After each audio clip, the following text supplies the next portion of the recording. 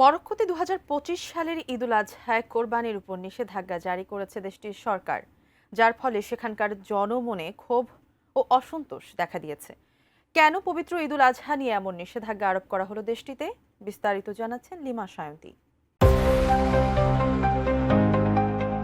মরক্কোতে এবারের ঈদুল আজহা ঘিরে চাঞ্চল্যকর সিদ্ধান্ত নিয়েছে দেশটির সরকার।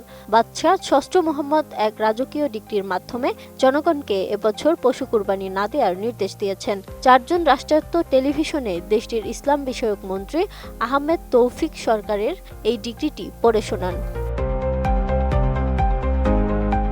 সরকার জানিয়েছে, কয়েক বছর ধরে চলমান খরা ও নানা প্রাকৃতিক দুর্যোগের কারণে দেশের পশু সম্পদ চরম সংকটে পড়েছে। পশুর সংখ্যা এতটাই কমে গেছে যে ভবিষ্যতের জন্য অবশিষ্ট পশু রক্ষা করা জরুরি হয়ে পড়েছে।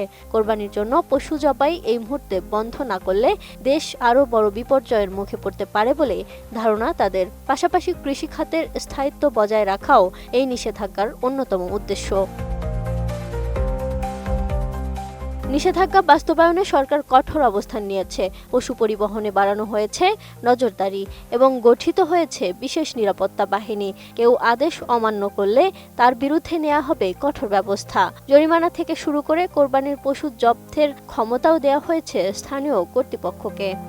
সব মশার বিরুদ্ধে সুরক্ষা দিতে এলো বসুন্ধরা এক্সট্রিম অ্যারোসল। মশার বিরুদ্ধে এক্সট্রিম সুরক্ষা। তবে এই সিদ্ধান্তে সবচেয়ে বেশি বিপদে পড়েছেন দেশের কৃষকরা। দীর্ঘ খরায় ক্ষতিগ্রস্ত কৃষকেরা ঈদুল আজহাকে সামনে রেখে কিছুটা লাভের আশায় পশু প্রস্তুত করেছিলেন। এখন কোরবানি বন্ধ হওয়ায় এই পশুগুলো বিক্রি করতে না পারলে তারা আরও বড় আর্থিক ক্ষতির মুখে পড়বেন। ইতিমধ্যেই দেশটির কৃষকদের সংগঠনের নেতারা সরকারের কাছে ক্ষতিপূরণ ও আর্থিক সহায়তার দাবি জানিয়েছেন।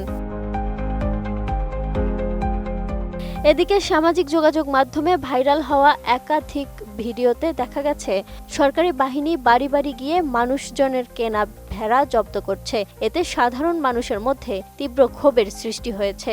অনেকে বলছেন, ধর্মীয় রীতিতে এমন হস্তক্ষেপ তারা মেনে নিতে পারবেন না এবং যে কোনো পরিস্থিতিতে কোরবানি করবেন।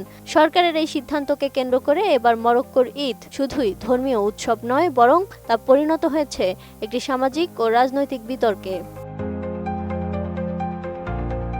Lima Sayanti, desk report, 18 news.